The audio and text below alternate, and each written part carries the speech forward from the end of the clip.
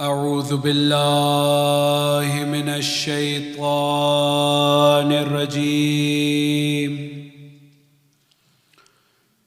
بسم الله الرحمن الرحيم. الحمد لله رب العالمين. الحمد لله مالك الملك مجري الفلك مسخر الرياح فالك الإصباح ديان الدين رب العالمين. الحمد لله الذي جعلنا من المتمسكين بولاية مولانا علي بن أبي طالب.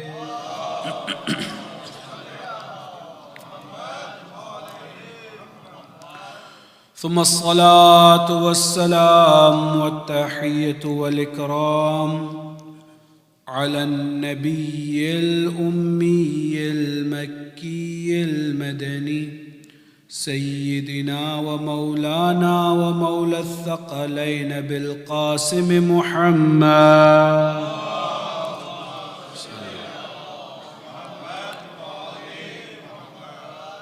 وعلى آل بيته الطيبين الطاهرين المعصومين المظلومين الغر الميامين الذين أذهب الله عنهم الرجس وطهرهم تطهيرا.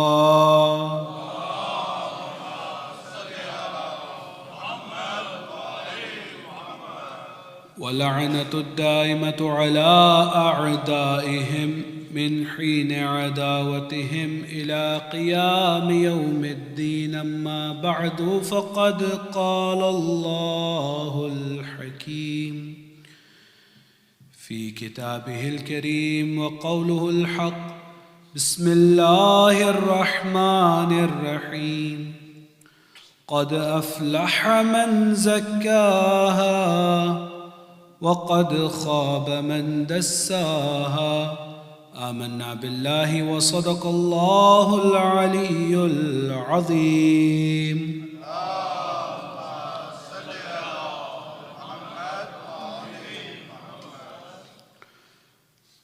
عزیزان محترم، عزاداران سید الشہداء، سلسلہ مجالس آج اپنی نئی گفتگو میں داخل ہوا چاہتا ہے. تزکیہ نفس کربلا سے اور کلام سید الشہداء کے عنوان سے ہماری گفتگو کا سلسلہ جاری ہے. اللہ رب العزت نے ان گنت مخلوقات میں سے انسان کو اشرف المخلوقات بننے کے لیے اس دنیا میں بھیجا، لیکن اس کے ساتھ ساتھ اسے ایک ایسے نفس سے بھی مزین کیا کہ جس کی خاصیتوں میں سے ایک خاصیت یہ کہ وہ انسان کو برائی کا حکم دیتا ہے، برائی کی طرف مائل کرتا ہے. نفس امارہ کے عنوان سے اس نفس کو قرآن مجید میں یاد کیا گیا، اور جیسے کہ ہم نے عرض کیا کہ ہم اگرچہ وقت کی محدودیت اور موضوع کی وسعت کی وجہ سے شاید سبھی مراتب نفس کی طرف اشارہ نہ کر سکیں، جیسے ایک مجلس میں میں نے عرض کیا کہ سب سے پست اور ادنا اور ابتدائی درجہ یہی نفس امارہ، جو کہ ترقی کرتے کرتے نفس لوامہ اور پھر مطمئنہ، راضیہ اور مرضیہ کی طرف اپنا سفر کرتا ہے. اور انسان کی تخلیق کا مقصد بھی اسی رشد و کمال کی طرف صعود کرنا ہے. تو اگر ہم اس گفتگو تک نہ بھی پہنچ پائے اس سلسلے میں، تو کم از کم ہم اس نفس امارہ کی شناخت حاصل کرنے میں کسی حد تک اگر کامیاب ہو جاتے ہیں کہ جو انسان کے نفس کو برائیوں کی طرف مائل کرتا ہے اور اسی کے نتیجے میں اسے پستیوں کی طرف دھکیلتا ہے۔ نفس امارہ کی کچھ خصوصیات، کچھ نشانیاں اور کچھ ایسے طریقے جس سے نفس امارہ انسان کو مجبور کر دیتا ہے، ان میں کل جو سب سے اہم ترین حربہ، جس کو ہم شیطان کے حربے سے بھی یاد کرتے ہیں، یا وہ راستہ جس سے نفس امارہ ہر انسان کو اپنے حملے کا ہدف قرار دیتا ہے، وہ اس دنیا سے رغبت رکھنا، حب دنیا، جاہ دنیا، طلب دنیا، کسی بھی عنوان سے آپ اس کو یاد کر لیجئے، لیکن بنیادی طور پہ اس دنیا سے تعلق، لگاؤ اور دل بستگی کا نام حب دنیا ہے۔ اور یہ ایک ایسی بیماری ہے کہ جس کے بارے میں متعدد احادیث ہیں، جن میں ہمارے اور آپ کے چوتھے امام علی ابن الحسین زین العابدین ارشاد فرما رہے ہیں، حب الدنیا رأس کل خطیئہ، کہ تمام گناہوں کا، تمام برائیوں کا، تمام پستیوں کا، تمام رذائل کا اگر کوئی ایک بیماری یا کوئی ایک چیز سبب بنتی ہے تو وہ اس دنیا سے محبت ہے۔ اب انسان جب اس دنیا سے بہت شدت سے لگاؤ اختیار کرتا ہے، اس کی روشنیوں اور رنگینیوں میں غرق ہو جاتا ہے، تو نتیجتاً انسان دیگر برائیاں، اس میں جھوٹ بولنا ہو یا ریاکاری ہو، غیبت ہو یا چوری ہو، یا کسی کی بے عزتی کرنا ہو، یا والدین کی نافرمانی ہو، یا اللہ کی عبادت سے روگردانی ہو، یہ سب ایک ایک کر کے انسان پر حملہ آور ہوتے ہیں اگر انسان اس دنیا سے اپنے تعلق کو مضبوط کرتا چلا جائے۔ اور جو لوگ اس دنیا سے اپنے تعلق کو کم کرتے چلے جائیں گے، وہ ان بیماریوں سے بچتے چلے جائیں گے، وہ اللہ کے حضور بڑھتے چلے جائیں گے، ان کا رتبہ، ان کا مقام بڑھتا چلا جائے گا، وہ اس اشرفیت کی منزل سے نزدیک ہوتے چلے جائیں گے کہ جس کے لیے اللہ نے اس دنیا میں انسان کو بھیجا۔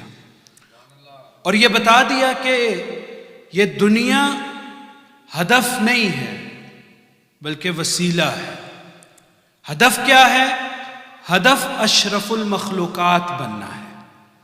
ہدف کیا ہے کہ اس دنیا کے ذریعے کو استعمال کرتے ہوئے اس دنیا سے اپنی آخرت کے لیے وہ چیزیں چن لینا جو اس ابدی منزل کے لیے کہ جہاں انسان کی حیات کی انتہا ہی نہیں ہے، وہاں کے لیے انسان کچھ سرمایہ اکٹھا کر سکے۔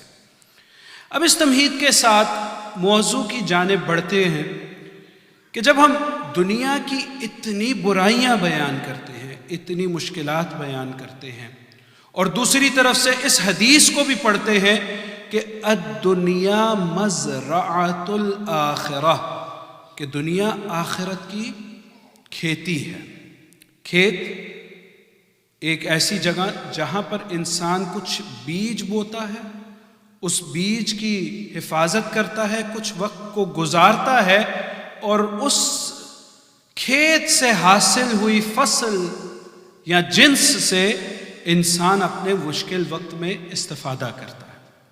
بالکل یہی مثال دنیا پر صادق ہے کہ اس دنیا میں ایک مختصر مدت کے لیے بھیجا گیا، کچھ اسباب و وسائل فراہم کیے گئے، اب اس دنیا میں ان اسباب و وسائل کے ذریعے ایسا کام کرنا ہے کہ جب انسان میدان محشر میں پہنچے، آخرت میں پہنچے، تو اس فصل کو یا اس پھل کو وہاں پر استفادہ کر سکے۔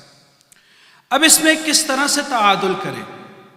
اس میں کس طرح سے آگے بڑھیں۔ کل قرآن مجید کی سورہ بقرہ کی آیت نمبر 200 اور 201 کی طرف میں نے اشارہ کیا اور آپ کی توجہات کو مبذول کروایا کہ اللہ کہہ رہا ہے تمہارا ہدف اور محور عبادت اور دعا کے دوران یہ ہونا چاہیے کہ تم اس دنیا کے ساتھ ساتھ آخرت کو بھی مد نظر رکھو، یعنی آخرت کے لیے دنیا کو قربان نہیں کیا جا سکتا، دنیا کے لیے آخرت کو قربان نہیں کیا جا سکتا، دونوں لازم و ملزوم ہیں۔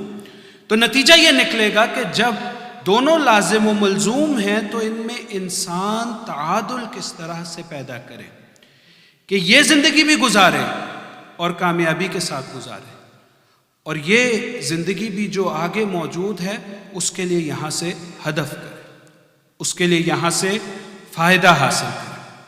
یہ کیسے کیا جائے؟ زندگی میں اس دنیا کی مختصر سی زندگی میں تعادل یا بیلنس کس طرح سے لے کر آیا جائے، اور کیا یہ ممکن ہے کہ نہیں؟ جہاں تک امکان کا سوال ہے وہ کل کی گفتگو میں گزر گیا کہ یہ ممکن ہے، اور ائمہ علیہم السلام نے اپنی زندگیوں میں اپنے عملی نمونے کے ذریعے ہمیں بتا دیا کہ کس طرح سے اس دنیا میں رہتے ہوئے بھی اس دنیا سے بے رغبت رہ کے بھی انسان زندگی بسر کر سکتا ہے۔ وہ خلافت، وہ منصب جو مولا مشکل کشا کا حق تھا، جو انہی کی لیے مختص ایک جگہ مقام، جو سرکار دو عالم احمد مجتبی محمد مصطفیٰ صلی اللہ علیہ وسلم نے اللہ کے حکم کی روشنی میں بیان کر دیا، لیکن جب وقت آتا ہے کہ اس حق سے محروم کر دیے گئے، اگرچہ اعلان ہو گیا، اگرچہ سب کو بتا دیا گیا، اور ایک موقع پر نہیں، ہر موقع پہ شروع رسالت سے، اور یہ ایسی ڈھکی چھپی بات نہیں، ہر مسلمان تاریخ کو جانتا ہے کہ ابتدائے اسلام سے ہی، ابھی دعوت کا اعلان ہونے سے پہلے، دعوت ذوالعشیرہ جو پیغام گھر سے شروع ہو رہا ہے، تو اس میں بھی اگر کسی نے دعوت رسول پہ لبیک کہا ہے تو وہ علی ابن ابی طالب کی ذات ہے۔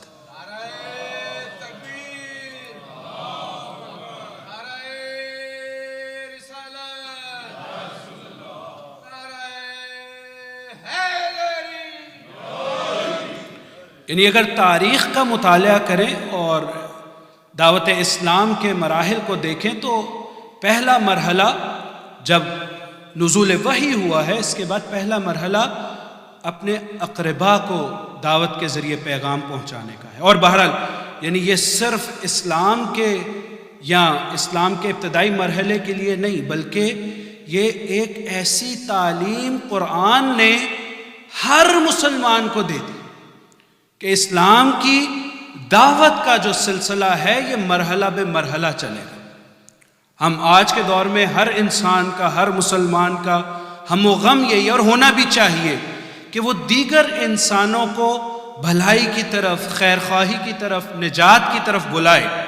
ہر انسان کا، ہر مسلمان کا یہی نظریہ ہے، اور ہم دیکھتے ہیں بہت سے ہمارے دوست، ہمارے بھائی تو اس راہ میں اپنی دنیا کو بھول جاتے ہیں اور مختصر سا اپنا ساز و سامان اٹھا کے، بستر اٹھا کے اور کچھ اجناس اور کچھ چیزیں اٹھا کے گاؤں میں نکل جاتے ہیں، لیکن اس کام سے پہلے توجہ اس بات کی طرف ضروری ہے کہ سنت نبوی میں تبلیغ کا یا اسلام کے پیغام کا ذریعہ کیا ہے اور کیا ترتیب ہے۔ تو قرآن کا جب پیغام آیا تو قرآن کا ہدایت اور امت کی دعوت سے پہلے کے مرحلے میں اپنے اقربا کی دعوت کا مرحلہ آیا کہ پیغمبر کو اللہ نے کہا کہ آپ جب اسلام کی دعوت کو لوگوں کو پہنچائیں، اس سے پہلے کا مرحلہ یہ ہے کہ آپ اپنے اقربا کو، اپنے قریبی عزیزوں کو، ان کو یہ پیغام پہنچائیں۔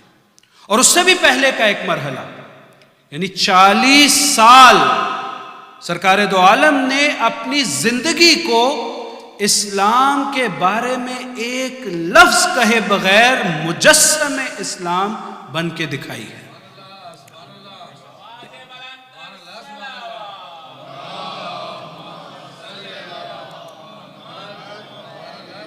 یعنی وہ صداقت کا درس، وہ دیانت کا درس، وہ وحدانیت کا درس، وہ معاد یا قیامت کا درس، ہر درس اسلام کا جو بعد میں پیش کیا گیا، پہلے 40 سال میں اپنی ذات کو اس کا مظہر بن کے دکھایا۔ اور دوستو ایک طرف زمانے کے بدترین لوگ مشرکین اور جو نفرت و عناد رکھتے تھے، ان کے زبانوں سے اپنے لیے صادق و امانت کی گواہی لی۔ یہ پہلا مرحلہ ہے تبلیغ کا، کہ انسان اپنے عمل کو اس پیغام میں ڈھالے اور مجسم کرے کہ جس کا وہ پرچار کرنے والا ہے۔ دوسرا مرحلہ اپنے گھر سے شروع کرے، اپنے گھر والوں کو، نزدیکیوں کو۔ مجھ سے کمیونٹی کا سوال بعد میں ہوگا، پہلے میری ذات کا اور میرے اہل خانہ کا ہوگا۔ اگر ہر شخص یہ بات سوچتا رہے کہ میں کسی کی اصلاح معاشرے میں کرنے سے پہلے، بعض اوقات ہم بہت زیادہ فکر مند ہوتے ہیں، ہمارے اطراف میں غیر مسلمان ہیں، کس طرح ہم انہیں اپنا پیغام پہنچائیں، کس طرح سے، بہت اچھا ہے، ان تک بھی پیغام پہنچانا ہے، بہت ضروری ہے، لیکن اگر ہم اس پیغام پر خود عمل کر لیں اور ہمارے اہل خانہ اس پیغام پر عامل ہو جائیں تو ہمارے ہمسائے اور معاشرہ خود بخود کھنچا چلا آئے گا۔ یہ ہمارے نبی نے اپنی سنت سے کر کے دکھایا ہے، سنت نبوی یہی ہے۔ تو اب جب پیغام ملا کہ اپنے اقربا کی دعوت کرو، تو دعوت کا انتظام کیا گیا۔ اور ہم اگر آج مجلسوں میں تبرک اور نیاز کا سلسلہ رکھتے ہیں تو ایک دفعہ اس کی سند جا کر دیکھیے کہ اسلام کا پہلا پیغام دیا جا رہا ہے تو سرکار دو عالم نے مولا سے کہا کہ ان کے لیے تبرک کا انتظام کیا جائے۔ یعنی بہرحال ایک تو سنت ہے اور دوسرا یہ روایتوں میں بھی آیا ہے کہ انسان کی سماعتوں کا، انسان کے دماغ کا، سوچ کا راستہ اس کے پیٹ سے ہو کر جاتا ہے۔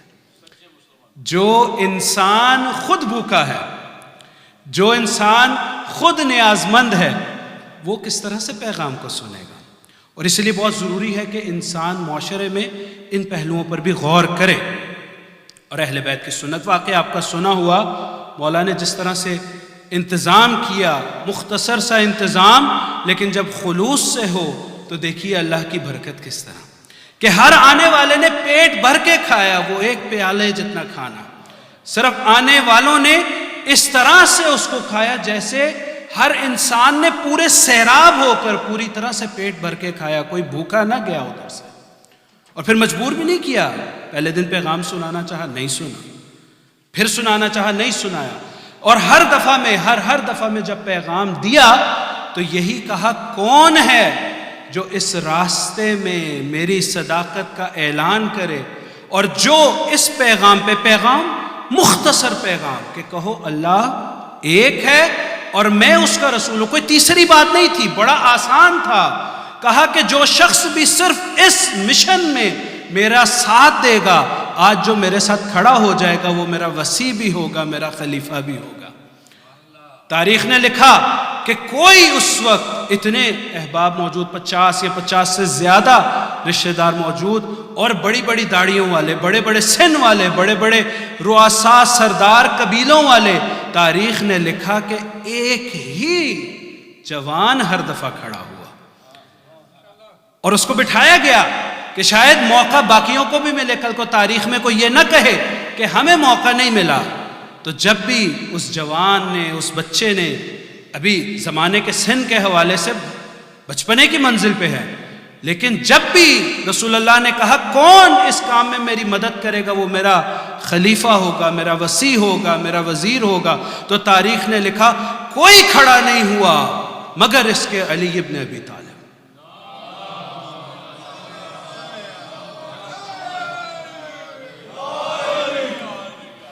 دوست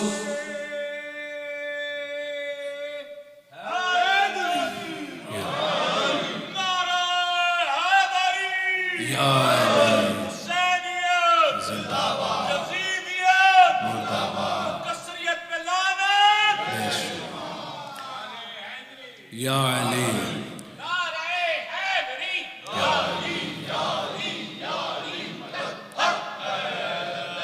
تو اس موقع پر بھی دکھا دیا کہ اگر کوئی صحیح معنوں میں میرا خلیفہ اور میرا جانشین بننے کا اہل ہے تو وہ کوئی اور نہیں سوائے اس کے کہ جس کو ہر موقع پہ دکھایا۔ اب یہ دعوت ذوالعشیرہ اور آخری موقع پہ غدیر آپ نے دیکھا۔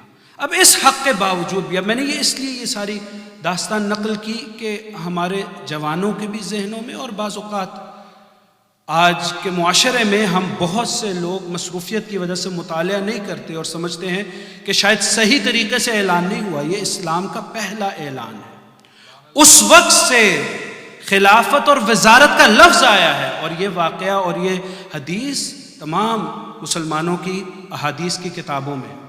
اب وہ علی مرتضیٰ کے جو اس خلافت اور اس منصب کا حق رکھتا تھا، لیکن جب وہ حق سے محروم ہوا، جب اس حکومت سے کہ جس کے لیے اس کائنات میں بعد رسول اللہ کوئی اہل نہ تھا، لیکن جب وہ نہ ملی تو بھی صبر کیا اور ایسی حکمت عملی سے اپنی زندگی کو جیا، اس دنیا میں رہتے ہوئے 1 سال 2 سال 3 سال نہیں، 25 برس، یا اس سے بھی اگر آپ زیادہ دیکھیں کہ 10 سال اور پھر 12 سال اور پھر 4 سال خود اپنی خلافت کے، اور پھر پہلے 2 سال، پھر 12 سال، پھر 12 سال اور پھر 4 سال۔ یعنی یہ زندگی جینا آسان نہیں تھا، مولا کے لیے بڑی سختی تھی، لیکن اس دنیا میں جیے، اور ہمیں یہ بات ثابت کر دی کہ دنیا میں جتنے بھی مسائل ہیں، انسان اپنے تدین کو، اپنے اخلاق کو، اپنی تربیت کو پیچھے مت چھوڑے۔ پر محمد وآل محمد صلوات۔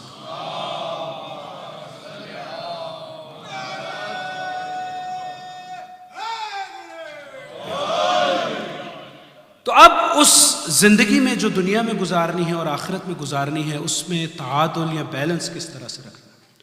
جیسے میں نے کہا کہ ہم بعض اوقات یہ کہہ دیتے ہیں چونکہ ہمارے مولا امام المتقین ہے تو ہمیں تو اس دنیا سے کوئی کام ہی نہیں ہے، جبکہ بھول جاتے ہیں امام المتقین وہ ہیں جنہوں نے اپنی محنت سے کما کے، کسی بیت المال سے چرا کے نہیں، اپنی محنت سے کما کے ہزاروں غلاموں کو آزاد کیا ہے اور پوری محنت سے کام کیا ہے اور اس چیز کی تاکید کی ہے۔ اور آپ ہی کے وارث ہمارے اور آپ کے 5ویں امام محمد باقر صلوات اللہ وسلامہ علیہ کی حدیث، جس میں وہ فرماتے ہیں، اور یہ حدیث اس لیے ہمارے لیے جاننا بہت ضروری ہے کہ ہم کس طرح سے بیلنس اپنی دنیا میں رکھیں۔ آپ نے فرمایا انی لأبغض الرجل ان یکون کسلانا عن امر دنیاہ، مجھے وہ شخص انتہائی ناپسندیدہ ہے میرے لیے جو اپنی دنیا کے معاملے میں سست ہے۔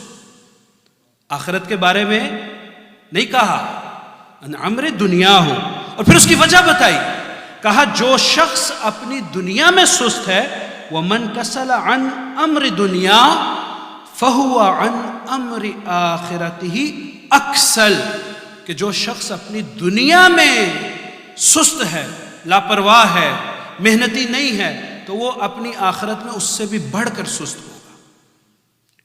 عجیب لمحہ فکریہ ہے۔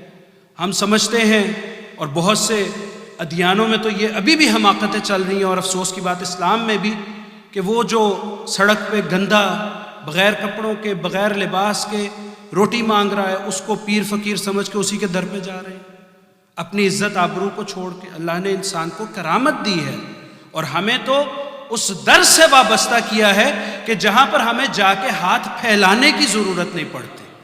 ہم سوچتے پہلے ہیں عطا بعد میں، ہم سوچتے بعد میں ہیں عطا پہلے ہوتی ہے۔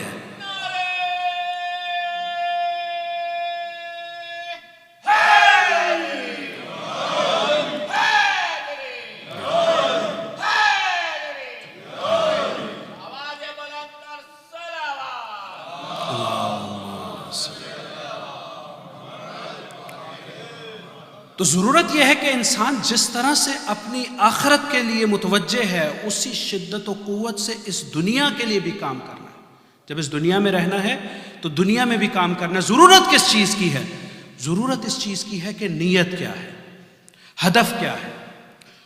سرکار دو عالم احمد مجتبیٰ محمد مصطفیٰ صلی اللہ علیہ وسلم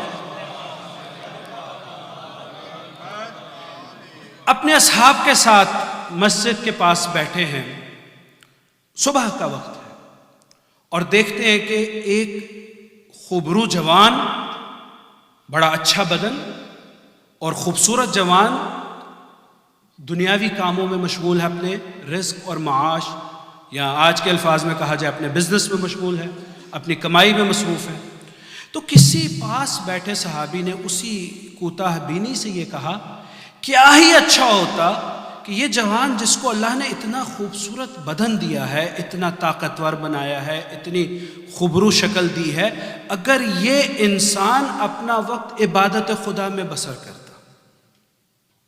جواب دیکھیے رسول اللہ کا، بات سمجھ آتی ہے۔ ہم بھی یہی کہتے ہیں کہ انسان کو خلق کس لیے کیا گیا؟ عبادت کے لیے، اور تو کوئی کام ہی نہیں ہے۔ عبادت کو ہم نے محدود کر دیا، ہر وقت نماز، ہر وقت روزہ، ہر وقت بس گھر میں تسبیح۔ نہیں، عبادت اللہ کے رسول سے سنے عبادت کیا ہے۔ کہا کہ جو تم نے کہا وہ غلط کہا، یہ نوجوان ہو سکتا ہے ان تین میں سے کسی ایک ہدف کے لیے یہ کام کر رہا ہو۔ اگر یہ جوان یہ کام اس لیے کر رہا ہے کہ اللہ اسے لوگوں کی طرف سے بے نیاز کر دے اور اسے کسی کے آگے ہاتھ پھیلانا نہ پڑے، اسے اپنی ضرورت کے لیے کسی کی التماس نہ کرنی پڑے، اگر اس مقصد کے لیے وہ دنیا کا کام کر رہا ہے تو بھی عبادت ہے۔ جو جسے تم کہہ رہے ہو کہ اسے عبادت کرنی ہے، اللہ کا رسول کہہ رہے کہ اگر اس کی یہ نیت ہے کہ میں لوگوں سے بے نیاز ہو جاؤں، مجھے محتاجی نہ کرنی پڑے، تو عبادت ہے۔ پھر کہا اچھا اگر اس نیت سے نہیں کر رہا، لیکن اس نیت سے کر رہا ہے کہ اس کے ماں باپ جنہوں نے اسے پروان چڑھایا، جنہوں نے اس کی تربیت کی، جنہوں نے اس کو حفاظت کی، اب وہ ناتوان ہیں، اب وہ کام نہیں کر سکتے، اگر یہ اس لیے کام کر رہا ہے کہ اس کام کے ذریعے اپنے والدین کی خدمت کرے تو یہ بھی عین عبادت ہے۔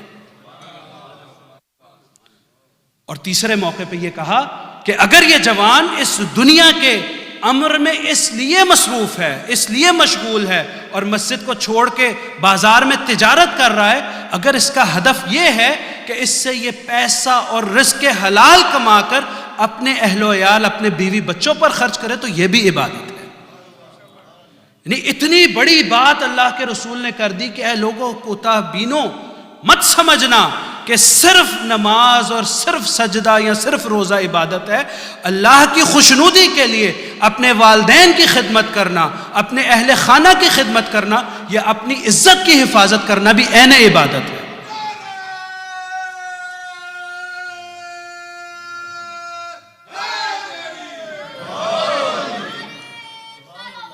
اللہ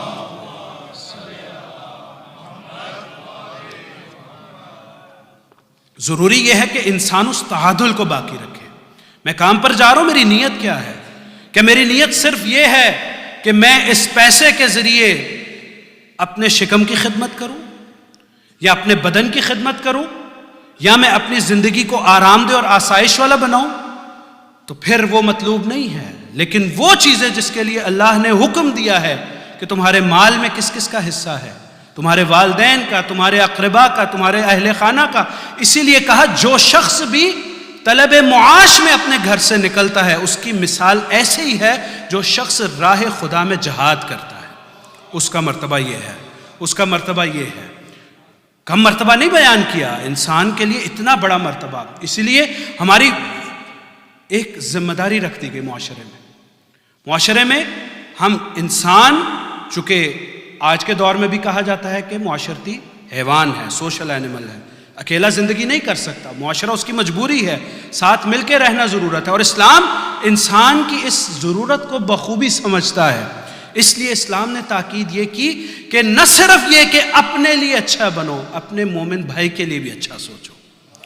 اگر اللہ نے کسی مقام پر پہنچایا ہے، اگر اللہ نے کسی چیز سے نوازا ہے، چاہے وہ مال ہو، چاہے علم ہو، چاہے تجربہ ہو، تو اپنی اس چیز کو اپنے مومن بھائی کے لیے استعمال کرو۔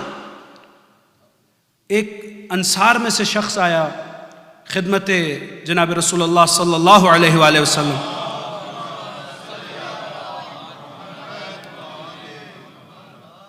اور آ کر اس نے کہا یا رسول اللہ میں محتاج ہوں، میرے پاس رقم نہیں ہے، غربت ہے، تو میری مدد فرمائیے۔ بہرحال اسلام میں مدد کا بھی بہت زیادہ حکم ہے۔ اب وہ لوگ جو بیوہ ہیں، بوڑھے ہیں، نہیں کما سکتے، بیمار ہیں، پہلا اسلام کا حکم یہ ہے، یرحمک اللہ، پہلا اسلام کا حکم یہ ہے کہ خود کماؤ اور بے محتاج ہو جاؤ، غنی ہو جاؤ، اور پھر اس ثروت سے، اس غنا سے ان محتاجوں کی مدد کرو۔ لیکن ہمیشہ محتاج کو کم درجہ دیا گیا، زیادہ درجہ مدد کرنے والے کو۔ تو اللہ کے رسول کے پاس آیا کہ مجھے مدد فرمائیے۔ آپ نے پوچھا کس طرح کی احتیاج ہے؟ کہ میرے پاس کچھ بھی نہیں ہے۔ کہا کہ گھر جاؤ، جو چیز بھی گھر میں ہے اٹھا کر لے، اور ہاں ذہن میں رکھنا کسی چیز کو بھی معمولی یا حقیر نہ سمجھنا۔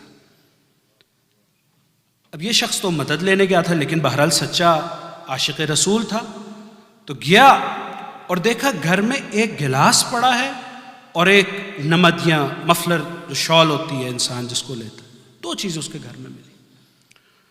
پہلے تو ایک دفعہ خیال آیا کہ ان چیزوں کی کیا اوقات ہے، ضائع چیزیں ہیں، لیکن پھر ذہن میں آیا کہ اللہ کے رسول نے کہا کسی چیز کو حقیر مت سمجھنا۔ اٹھایا، دونوں چیزوں کو اپنے ساتھ لے آیا۔ اب اللہ کے رسول لوگوں میں بیٹھے ہیں، اب وہ دو چیزیں لے آیا، تو دیکھیے سیرت نبوی یہ ہے، سیرت رسول کیا ہے، لوگوں کو اس وقت اور ہمیں آج کے وقت میں بھی بتا رہے ہیں کہ کسی کا بازو پکڑ کے کسی کو کس طرح سے سہارا دیا جاتا ہے۔ کوئی بڑا چھوٹا نہیں ہوتا، کون اللہ کے رسول سے بڑھ کر ہو سکتا ہے؟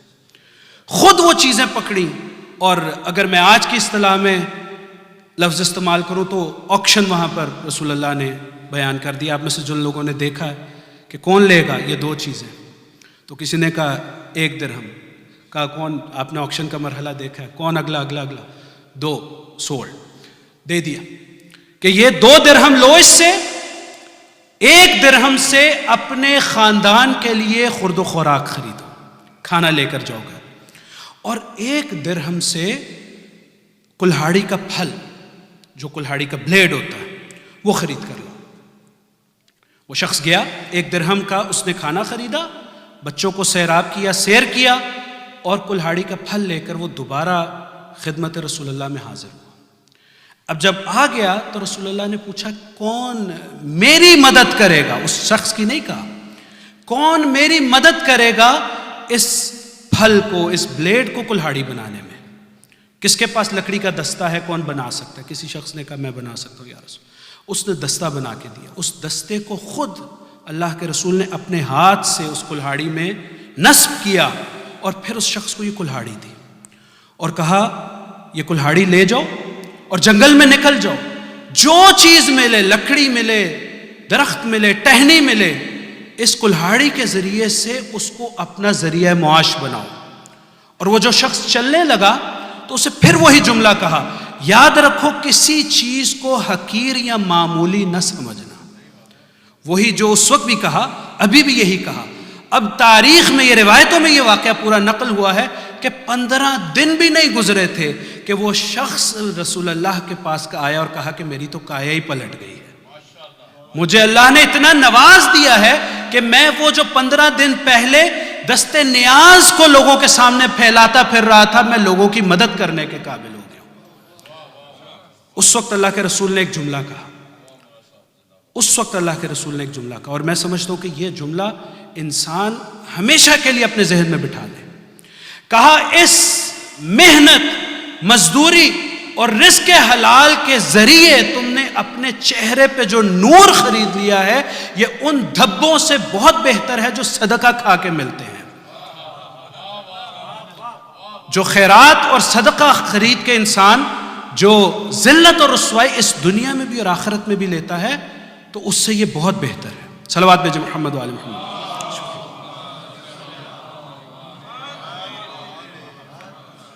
تو اسی لیے روایتیں بھری پڑی ہیں کہ انسان کو اس دنیا میں رہتے ہوئے اس دنیا کے لیے محنت کرنی ہے، اور کسی بھی کام میں شرم نہیں ہے۔ کہا گیا کہ انسان کی عبادت، دوبارہ کہہ رہا ہوں، انسان کی عبادت کے 9 حصے ہیں، ان میں سے 1 حصہ رزق حلال کا ہے، اور دیگر احادیث میں 70 یا مختلف احادیث ہیں، اور اس میں کہا کہ انسان کوشش کرے کہ تجارت کرے۔ روایتوں میں بہت زیادہ تاکید آئی ہے، اسلام پورا ایک نظام زندگی ہے، ہمیں زندگی جینے کا فن سکھا رہا ہے، ہمیں بتا رہا ہے کہ اس دنیا میں کس طرح سے رہنا ہے تاکہ آخرت کے لیے اپنی دنیا سے اسباب فراہم کر کے جاؤ، کس طرح سے کام کرنا ہے، حلال اور حرام کا کس طرح سے خیال رکھنا ہے۔ اور پھر تاکید یہ کی گئی کہ انسان تجارت میں مشغول ہو۔ یہ اللہ کے رسول نے اس کو بزنس سکھایا، یہ نہیں کہا جا کے کسی کے پاس کام کر لو۔ روایتوں میں بار بار تاکید، اسی لیے ہمیں چاہیے اتنے ہم سمجھدار اور عقل مند ہوں، کہیں پر بھی کام کریں، چاہے ڈاکٹر ہیں، چاہے انجینئر ہیں، چاہے کوئی ٹرانسپورٹیشن میں کسی بھی کام میں ہیں، ہمیشہ کوشش کیجئے کہ بزنس کی طرف توجہ جائے۔ یہ انبیاء کا پیشہ تھا۔ اللہ کا رسول تجارت کیا کرتے تھے، ہر نبی نے یا تجارت کی ہے یا زراعت کی ہے یا چوپانی کی ہے یا بھیڑ بکریاں چڑھائی، کسی بھی اللہ کے رسول نے بیٹھ کے نہیں کھایا مفت میں، ہر ایک نے محنت کی ہے۔ اسی لیے ایک حدیث میں نقل ہوا چھٹے امام جعفر صادق علیہ السلام سے، پانچویں امام فرماتے ہیں کہ حضرت موسیٰ نے اللہ سے پوچھا کہ اے اللہ، کون سا بندہ تیری نظر میں سب سے پست ہے؟ کون سا انسان تجھے اپنے انسانوں میں پسند نہیں ہے؟ جواب آیا کہ وہ انسان جو رات میں مردار ہے اور دن میں بیکار ہے۔ جیفتن باللیل بطال بالنہار۔ اب دیکھ لیجئے، اللہ کی نظر میں سب سے پست انسان وہ ہے جو راتوں کو بھی سوتا رہتا ہے اور دن میں بھی بیکار پڑا رہتا ہے۔ ہم اس زندگی میں خلق ہوئے ہیں کہ اس دنیا میں کام کریں تاکہ اپنی آخرت کو سنواریں۔ یہ کام، یہ بزنس، یہ جاب اگر اس نیت سے ہے کہ جس کی حدیث میں نشاندہی ہوئی کہ انسان یا اپنے والدین کے لیے کرے یا اپنے اہل خانہ کے لیے کرے یا اپنی عزت اور شرف کے لیے کرے، تو یہ عین عبادت ہے۔ پھر فرق نہیں ہے کہ انسان نماز پڑھے یا انسان کام کرے، فرق نیت میں ہے۔ تو یہ انسان اپنے ذہن میں بٹھائے، اور پھر یہی ہم دیکھتے ہیں کہ جو انسان اس چیز کو اپنے ذہن میں بٹھا لیتا ہے، جو انسان اس چیز پہ عمل پیرا ہو جاتا ہے، تو اللہ نہ صرف اس کے بدن میں قوت دے دیتا ہے بلکہ اس کو لوگوں کا امام بنا دیتا ہے۔ اب وہ ہستی کہ جس کے لیے کائنات مسخر کر دی گئی، جس کو کسی کام کی ضرورت نہیں ہے، لیکن اس حیدر کرار کو دیکھتے ہیں کہ باغوں میں کام کر رہے ہیں، کنووں کو کھود رہے ہیں۔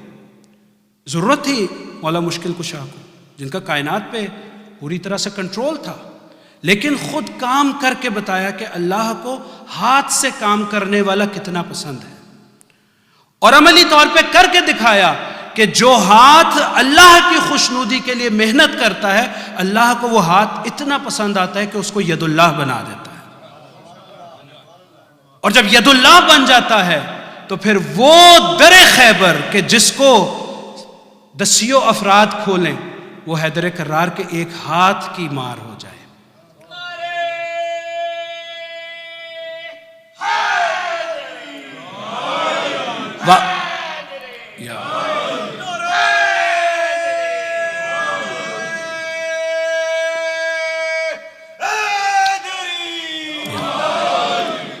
واقعہ آپ کا سنا ہوا ہے، بڑی مشکل مسلمانوں پہ پڑ گئی۔ پہنچ تو گئے خیبر کے قلعے کے باہر، لیکن اب اندر کون جائے؟ پرچم بھی موجود ہے، رایت بھی موجود ہے، اب ایک ایک کر کے جا بھی رہے ہیں اور واپس بھاگ کے بھی آ رہے ہیں۔ جب جاتے ہیں تو ادھر جا کے دیکھتے ہیں کبھی مرحب ہے تو کبھی انتر ہے اور کبھی حارث ہے۔ تاریخ میں ملتا ہے کہ تقریباً 12,000 کے قریب لوگ قلعہ خیبر میں اسلحے کے ساتھ موجود ہیں، اور اللہ کے رسول کے ساتھ صرف 1600 افراد یا اس سے بھی کم۔ اب مقصد کیا ہے؟ مقصد یہ ہے کہ اس قلعے کو فتح کیا جائے، اور ہاتھ میں کیا ہے؟ ہاتھ میں پرچم ہے۔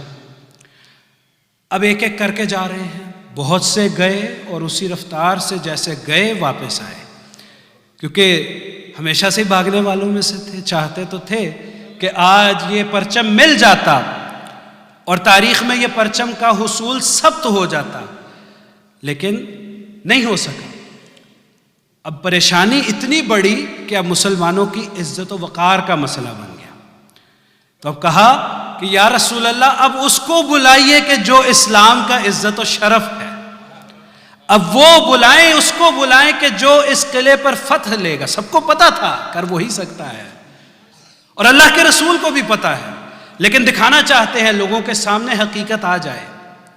تو کہا کہاں ہے، بلایا جائے علی مرتضیٰ کو۔ کس وقت بلایا؟ جب سب مسلمان عاجز ہو گئے خیبر کو تسخیر کرنے میں یا فتح کرنے میں۔ مسلمانوں کی مشکل پہ اگر اللہ کا رسول آواز دے کے یا علی کہے اور بلائے مدد کے لیے تو وہ جائز ہے، اگر ہم بلائیں تو ہم پہ کفر کے فتوے۔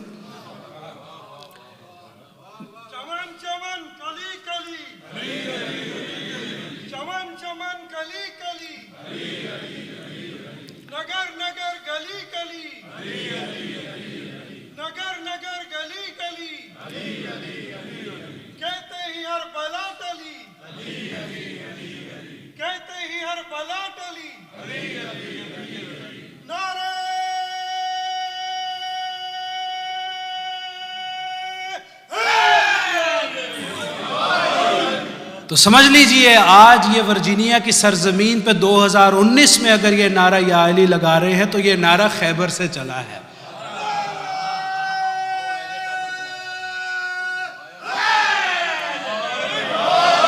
اور لگانے والا بھی اللہ کا رسول۔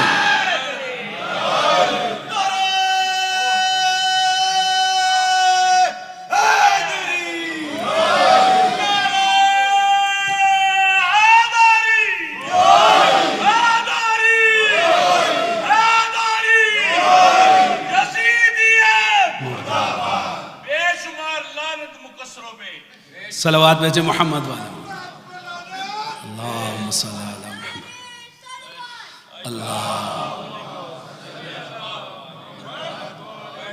الحمدللہ خیبر بہت پہلے ہی فتح ہو گیا ہوا ہے۔ صلوات بھیجے محمد والے محمد۔ اللہ ہمیں توفیق دے کہ جیسے اس ہستی نے قلعہ خیبر کو فتح کیا، ہم اس نام کے صدقے سے اپنے دلوں کے شیطان کو فتح کر سکیں، اپنے تکبر سے، اپنے نفس امارہ پر اس نعرے سے قابو پا سکیں۔ صلوات بھیجے محمد والے محمد۔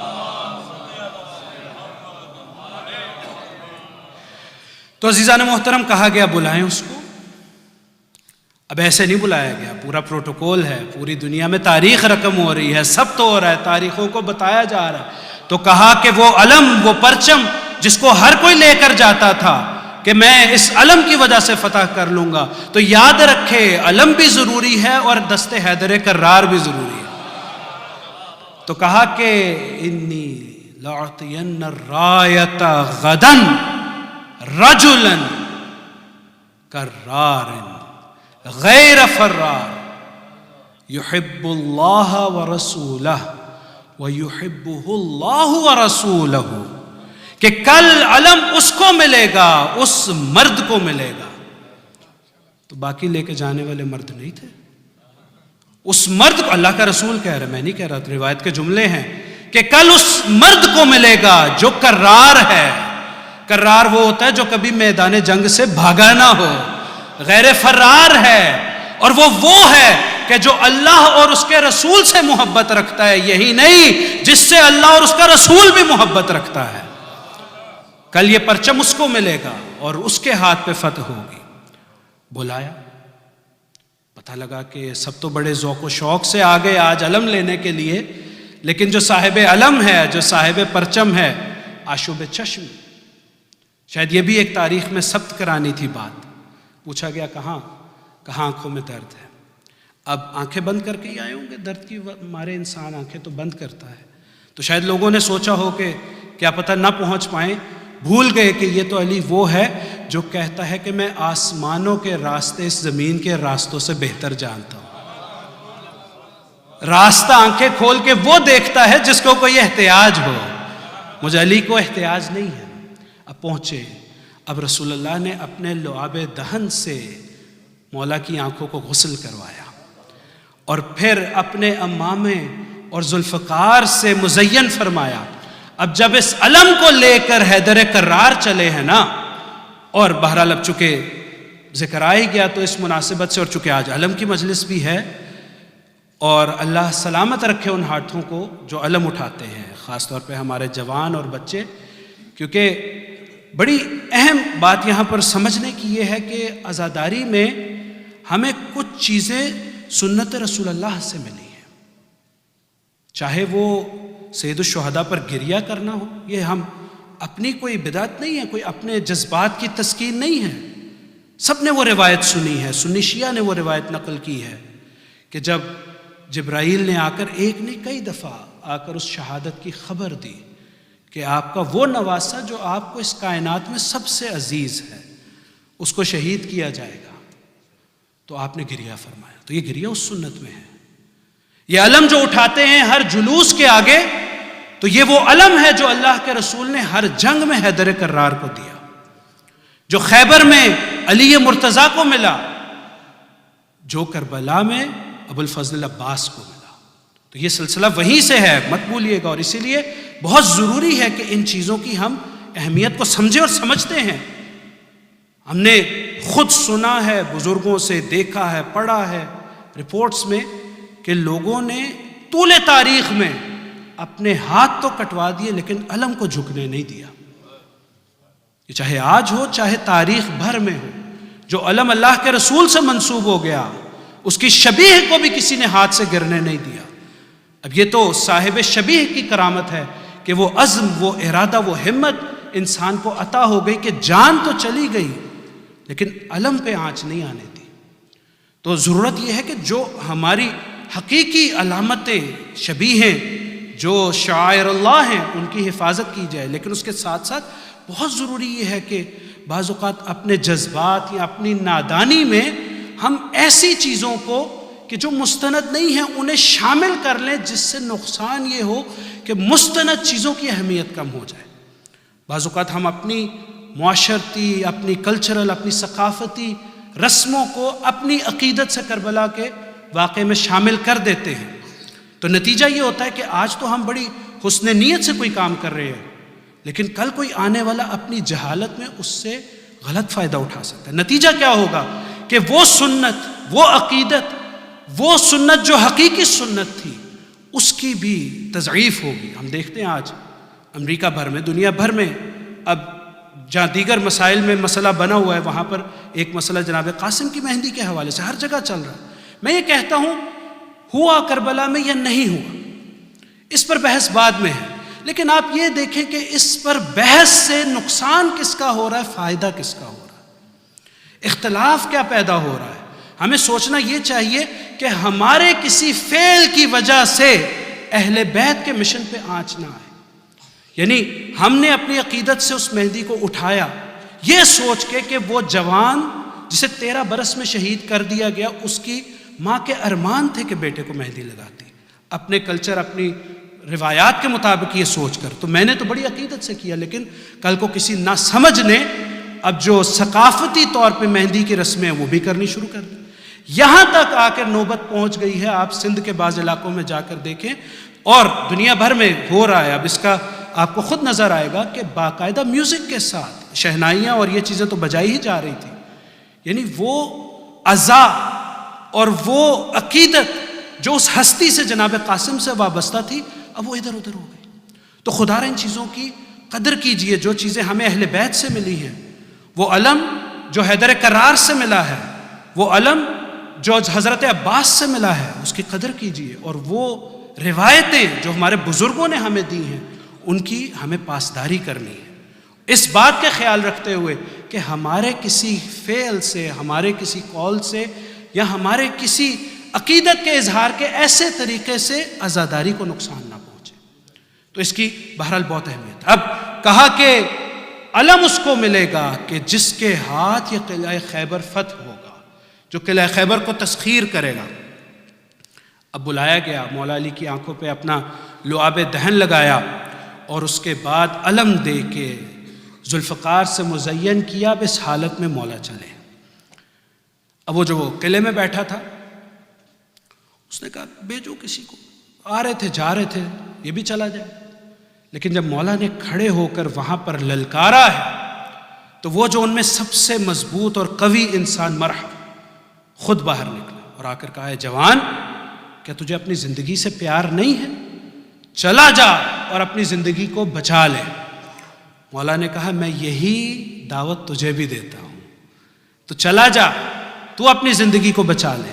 تو اس کے بعد جو رجز پڑا گیا ہے نا وہ عجیب رجز ہے، اور تاریخ میں بعض تاریخوں میں امالی میں یہ واقعہ ہے، ارشاد میں یہ واقعہ ہے کہ اس شخص نے مرحب نے سب سے پہلے رجز پڑھا ہے اور اس نے کہا کہ مجھے مرحب کہتے ہیں، دنیا میرے نام سے لرزتی ہے۔ یہ عرب میں دستور تھا کہ جنگ کرنے سے پہلے دوسرے پر اپنا روب بٹھانے کے لیے انسان اپنا مرتبہ اپنی پوزیشن بیان کرتا، تو کہا مجھے مرحب کہتے ہیں۔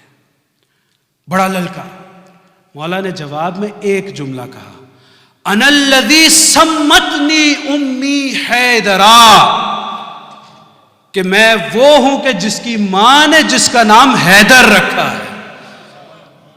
ایک جملہ کا تاریخ نے لکھا، میں نے 2 کتابوں کے حوالے دیے، وہ شخص دم دبا کے بھاگا اور کہا کہ مجھے آپ نے میری ماں یاد کرا دی، یعنی یہ میرے الفاظ ہیں۔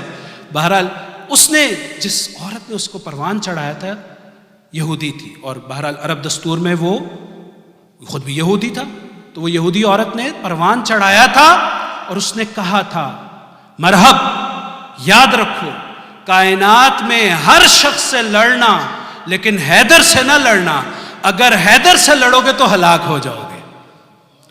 میں کہوں گا کہ وہ یہودن تھی، کتاب سے پڑھا تھا، اہل کتاب تھی، بہرحال اب وہ کتاب میں بھی ترمیم ہو گئی، لیکن وہ جانتی تھی اور اپنے پلے ہوئے بیٹے سے کہا کہ حیدر کے پاس نہ جا کے لڑنا، ہلاک ہو جاؤ گے۔ لیکن افسوس اس ہندہ جگر خار پہ کہ جو اپنے فرزند کو نہ سمجھا سکی اور وہ صفین میں مقابلے میں آ گیا۔ یہ دیکھیے فرق کتنا ہے کہ وہ جو اپنے آپ کو کیا کہنے کا دعوے دار کرتے ہیں ان کی معیار علمیت کتنا کم ہے۔ اور پھر دوسری بات تو یہ بھی سامنے آ گئی کہ یہودی تو پکار رہے ہیں، تو یہ جملہ آپ کے لیے نیا نہیں ہونا چاہیے، آپ نے تو اس جملے کو بار بار سنا کہ لولا علی لہلک فلان، اگر علی نہ ہوتے تو وہ ہلاک ہو گئے ہوتے۔ تو یہ جملہ بار بار تاریخ میں آیا۔ تو اب مولا نے اس کے سامنے جب مقابلہ کرنا شروع کیا، کہا وار کرو، کہا آپ وار کیجیے۔ یقیناً مولا نے کہا ہوگا میں تو ابو طالب کا لال ہوں، ہمارا کام تو پناہ دینا ہے، ہمارا کام تو حفاظت کرنا ہے، میں کیسے وار کروں؟ تاریخ میں ملتا ہے اس شخص نے وار کرنا شروع کیا۔ اب جب وار کیا تو مولا نے اس کو سپر پہ یا ڈھال بنانے کے لیے وہ درے خیبر کو، جس کو کئی لوگ ہلایا کرتے تھے، اب یہ ید اللہ کی طاقت دیکھیے، اس کو یا اس کے حصے کو اپنے ہاتھ میں لیا، اب اس کو سپر بنا کے ڈھال بنا کے لڑے۔ اب وہ وار کر رہا ہے، مولا وار کو لے رہے ہیں۔ اب جب ایک وقت آیا مولا نے کہا میرے وار کا انتظار کرو، ادھر آسمانی بجلی چمکی، ادھر مرحب 2 حصوں میں تقسیم ہو گیا۔ یہ علی مرتضیٰ کا وار ہے۔ اور پھر اس دروازے کو جب پھینکا تو ایک راستہ بن گیا۔ اب وہ لوگ جو ادھر آنے سے ڈرتے تھے، اب ان کی نگاہیں خیبر کے قلعے میں موجود مال پر پڑی، اب اسی حیدر کرار کے بنائے راستے سے محل کے اندر آئے، اور اگر میں جملہ کہوں تو شاید غلط نہ ہو کہ آئے خالی ہاتھ تھے، خیبر کی دولت کو لے کے غنی بنتے چلے گئے۔ وہ دولت جو علی کی ضربت کے صدقے میں ملی وہ لے کر غنی بننا اور ہے، اور اس دولت کو اللہ کی راہ میں چھوڑ دینا اور ہے۔ یہ ہے حیدر کرار کی ذات۔ ہر مرحلے پہ دکھایا کہ دنیا غری غیری، اے دنیا تو حیدر کرار کو آ کے اپنے دام میں الجھانا چاہتی ہے، جا کسی اور کو جا کے دام دے۔ طلقتک 3 لا رجعت فیہ، کہ اب میں نے تجھے 3 دفعہ طلاق دے دی، اب تیری طرف رجوع بھی نہیں ہے۔ اب وہ علم حاصل کیا، اب وہ علم چلتا چلتا چلتا آج کربلا میں آ گیا، اور صاحب علم کوئی معمولی نہیں ہے۔ آج علم کو سنبھالنے والا علی کا وہ علی بیٹا ہے کہ جس کو علی نے مانگ کے لیا ہے۔ تاریخ میں ملتا ہے حیدر کرار نے اپنے بھائی سے کہا کہ جا کر میرے لیے عرب کے سب سے بہادر خاندان میں سے ایک خاتون کو تلاش کرو تاکہ اللہ مجھے اس سے ایک ایسا جری فرزند دے جو میرے حسین کی حفاظت کر سکے، جو دین اسلام کی حفاظت کر سکے۔ جناب سرکار وفا کی شجاعت تاریخ نے دیکھی ہے۔ صفین میں بڑی جوانی تھی، تقریباً 14 سال کی عمر تھی۔ تاریخ میں ملتا ہے کہ جب صفین میں مولا مشکل کشا کے خیموں کی طرف سے ایک جوان نکلا اور جب اس نے جنگ شروع کی تو کوئی بھی قابو نہ پا سکا۔ دو بدو جنگ ہو رہی تھی، جو آتا تھا اس کو قتل کرتے تھے، جو آتا تھا اس کے ساتھ جنگ کرتے تھے اور غالب آ جاتے تھے۔ حضرت عباس 14 سال کی عمر میں، یا اس سے بھی کم۔ اب انہوں نے یہ شور کیا، یہ تو عباس نہیں، یہ تو کوئی اور نہیں ہے، علی ابن ابی طالب ہے۔ تو کسی نے کہا کہ اب مل کے حملہ کرتے ہیں۔ اگر مل کے حملہ کرنے میں بھی یہ ٹھہر گیا تو سمجھ لینا یہ علی ابن ابی طالب ہے، ورنہ کوئی اور دنیا کا شخص اس گروہی حملے کے آگے تاب نہ لائے گا۔ سب نے مل کے حملہ کیا، لیکن جناب عباس کی بہادری کو دیکھیے کہ کوئی شخص تاب نہ لایا اور سب نے یک زبان ہو کر کہا آج ہم سے لڑنے والا کوئی نہیں سوائے علی کے۔ ایسے موقع پہ مولا مشکل کشا باہر آئے اور کہا یہ میرا بیٹا عباس ہے۔ عباس کی بہادری یہ نہ تھی کہ صفین میں جنگ لڑی۔ عزادارو، جناب عباس کی اصل بہادری وہ اطاعت اور اپنے آپ کو امام کے حکم پہ تسلیم کر لینا ہے۔ شاید جناب عباس کے لیے جنگ لڑنا آسان تھا، لیکن اپنی آنکھوں کے سامنے حضرت قاسم کے لاشے کو پامال ہوتے دیکھنا مشکل تھا۔ اجرکم اللہ۔ بس عزادارو، بہت قریب ہو گیا عاشوراء سے۔ آج دوسرا دن ہے جب بندش آب بھی ہے۔ اب جب پانی پیا کریں نا ان دنوں میں تو ایک دفعہ یاد کرے آج خیام حسینی میں پانی کی کمی ہے، پانی کی بندش ہے۔ بچوں کی صدائے العطش العطش بلند ہو رہی ہے۔ بس عزادارو، وقت گزرتا گیا، اب روز عاشوراء آ گیا۔ جناب عباس مامور ہیں کہ ہر سپاہی کو، ہر فرد کو تیار کر کے بھیجتے ہیں، شہادت کے بعد وصول کرتے ہیں۔ اب وقت گزرتا جا رہا ہے کہ یہاں تک کہ ایک ایسا وقت آیا کہ اب خود آقا کی خدمت میں گئے، آقا اب عباس کو اجازت دیجیے۔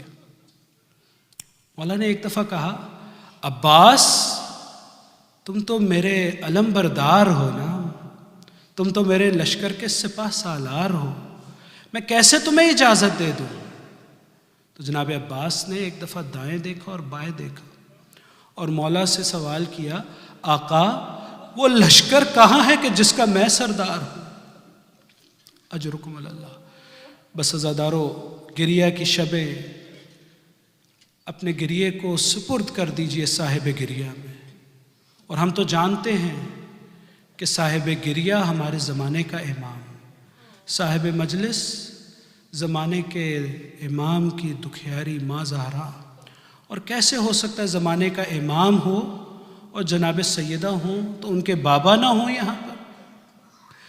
بس عزادارو، جناب رسول اللہ کو بھی پرسہ دیجئے، جناب سیدہ کو بھی پرسہ دیجئے، اپنے زمانے کے امام کو بھی پرسہ دیجئے، اور شرما کے آج رات مت روئے، اپنی آنکھوں سے آنسو کو آزاد کر دیں۔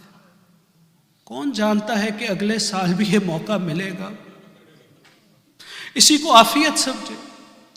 بس عزادارو، ایک دفعہ جب جناب عباس نے کہا نا کہ مولا وہ لشکر کہاں ہے جس کا میں سردار ہوں، تو مولا نے کہا عباس تم تو میرے بھائی ہو، میری ڈھارس ہو، میں تمہیں کیسے جانے دوں؟ بس عزادارو، جناب عباس نے اصرار کیا، اصرار کر رہے تھے کہ پیاس کی شدت سے بچوں کے العطش العطش کی آوازیں آئیں۔ جناب عباس کی تو جیسے مراد بھر آئی۔ ایک دفعہ گئے، جناب سکینہ سے کہا بیٹا اگر چاہتی ہو نا کہ پانی ملے تو بابا سے عباس کو اجازت لے دو، بابا سے چچا کو اجازت لے دو کہ پانی لے آئے۔ بس عزادارو، ایک دفعہ بچوں نے آ کے آقا سے کہا کہ چچا کو اجازت ملے پانی لائیں۔ ایک دفعہ سرکار نے اجازت دی، آقا نے اجازت دی۔ اب جناب عباس جو چلے ہیں نا تو مولا نے ایک دفعہ کہا کہ عباس یاد رکھنا تمہیں صرف پانی کی اجازت ہے، جنگ کی اجازت نہیں ہے۔ میں کہوں گا کسی جری کے دل پہ کیا گزر گئی ہوگی وہ بہادر کہ جس کا ارمان یہ ہو، جس کو حیدر کرار نے فنون حرب کی تعلیم دی ہو، وہ کس طرح سے اپنے اوپر قابو پائے۔ لیکن یہی عظمت عباس ہے۔ اگر جنگ سے قابو پا لیتے نا تو شاید آج وہ مقام نہ ہوتا۔ یہ صبر عباس ہے کہ آج وہ مقام ہے۔ بس عزادارو، ایک دفعہ علم کو ہاتھ میں لیا اور مشق سکینہ کو دوسرے ہاتھ میں لیا۔ خشک مشق ہے، اب مشق کو لے کے گھوڑے پہ سوار ہوئے ہیں نا، تو اس جری کا ایک ہی ہدف ہے کہ پانی تک پہنچنا ہے۔ اب کوئی راہ بھی، کوئی چیز بھی میری راہ میں نہیں آئے گی۔ بہت سے لوگوں نے روکنے کی کوشش کی، تاریخ نے کہیں نہیں لکھا کہ ایک معمولی سا زخم بھی جناب عباس کے بدن پہ آیا ہو۔ کون اس جری کے سامنے ٹھہرتا؟ کیونکہ توجہ ہے پانی پہ پہنچنا ہے۔ پانی میں پہنچے، ایک دفعہ پانی میں مشق کو داخل کیا۔ اب وہ خشک مشق ہے نا، بہت خشک ہو گئی ہے۔ خشک مشق بھرنے میں وقت لیتی ہے۔ جتنی دیر میں وہ مشق بھری، ہاتھ میں پانی کو لیا، ایک دفعہ پانی کو دیکھا، تاریخ میں جملہ ملتا ہے فرم الماء الی الماء، پانی کو ایک دفعہ پانی کے منہ پہ دے مارا۔ شاید کہتے ہوں کہ تیری روانی پہ افسوس اے پانی کہ چند گز پہ حسین پیاسا ہے۔ اجرکم اللہ۔ بس عزادارو، مشق سکینہ کو بھرا، اب ایک ہاتھ میں علم کو لیا، ایک ہاتھ میں مشق سکینہ کو لیا۔ اب جناب عباس چلے ہیں، آتے ہوئے ساری توجہ اس بات پہ تھی کہ کوئی ظالم آگے نہ آئے اور پانی تک پہنچ جاؤں۔ اب جاتے کسی ظالم پہ توجہ نہیں ہے، اگر توجہ ہے تو یا مشق سکینہ پہ ہے یا خیام سکینہ پہ ہے۔ جناب عباس بڑھ رہے ہیں، ظالم وار کر رہے ہیں، کہیں سے تیر آ رہا ہے، کہیں سے نیزہ آ رہا ہے۔ عباس کو اگر فکر ہے تو صرف اس چیز کی کہ مشق سکینہ کو کچھ نہ ہو جائے۔ بس عزادارو، آقا نے آگے بڑھنا شروع کیا، بڑھتے چلے جا رہے ہیں۔ ایک ظالم نے چھپ کے وار کیا، دائیں بازو کو قلم کیا، بائیں بازو سے علم اور مشق کو تھاما۔ اب آگے بڑھے، دوسرے ظالم نے چھپ کے بائیں بازو پہ وار کیا۔ اب عزادارو سمجھ سکتے ہو نا، وہ جس کے بازو قلم ہو جائے۔ اب مشق و علم کو کس طرح لیا؟ ایک دفعہ دانتوں میں مشق کو دبایا اور علم کو اپنی ٹانگوں کے سہارے سے سیدھا رکھا۔ جانتے ہیں نا کہ علم پہ کسی کی نظر ہے۔ ادھر علم جیسے ہی دریا سے واپس مڑا، سکینہ نے ننھے ننھے بچوں کو بلا لیا۔ میں نہ کہتی تھی میرے چچا پانی لائیں گے، علی اصغر ابھی چچا آ رہے ہیں، ابھی چچا پانی لے کر آئیں گے۔ بچیوں کو سکینہ نے اکٹھا کر لیا۔ اب علم آنا شروع ہوا، سکینہ کی نگاہ علم پر ہے۔ کیا دیکھتی ہے کہ ایک دفعہ علم لڑکھڑایا، علم کا نیچے گرنا تھا، ادھر ظالم نے وار کیا، تیر پیوست ہوا مشق سکینہ میں۔ عباس کی آرزو ختم ہو گئی۔ عباس نے کہا اب اس دنیا کا فائدہ ختم۔ ایک دوسرے ظالم نے بڑھ کر ایسا وار کیا، عزادارو زینے فرض سے زمین کربلا پہ۔ اب سمجھ سکتے ہیں نا، اجرکم اللہ۔ بہت دل والے ہوں گے تو تصور کرنا کہ جب انسان کسی بلندی سے نیچے گرتا ہے تو اپنے ہاتھوں کو آگے کرتا ہے، وہ کیا کرے گا کہ جس کے دونوں بازو قلم ہو گئے۔ عزادارو، عباس زمین کربلا پہ آواز دی، وعلیک السلام، مولا سلام قبول کیجئے۔ ادھر سلام پہنچا، آقا نے کمر کو تھام لیا۔ عباس میری کمر ٹوٹ گئی۔ عزادارو، ایک دفعہ سید الشہداء بڑے ہیں، آگے بڑھے ہیں، اجرکم اللہ۔ عزادارو، بہت گریہ کیا آپ نے، اپنی آوازوں کو آزاد کیجئے۔ روایتوں میں آیا ہے اہل بیت کو بہت پسند ہے جب کوئی ہائے کر کے روتا ہے، جب کوئی آنسو سے روتا ہے۔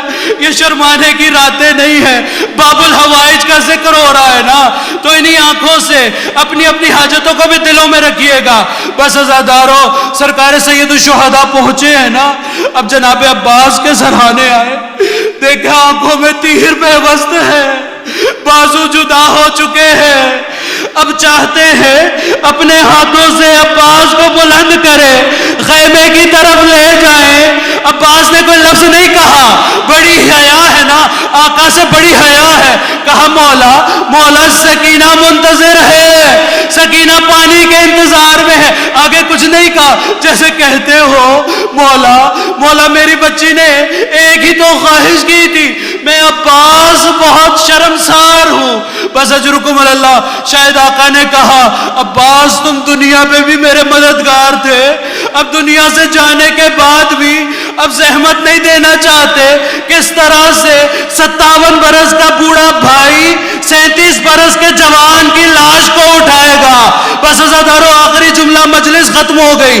عزادارو ادھر سے جناب عباس نے اس دنیا سے رخصت کیا، جناب سرکار سید الشہداء نے علم کو لیا، علم دوبارہ بلند ہوا۔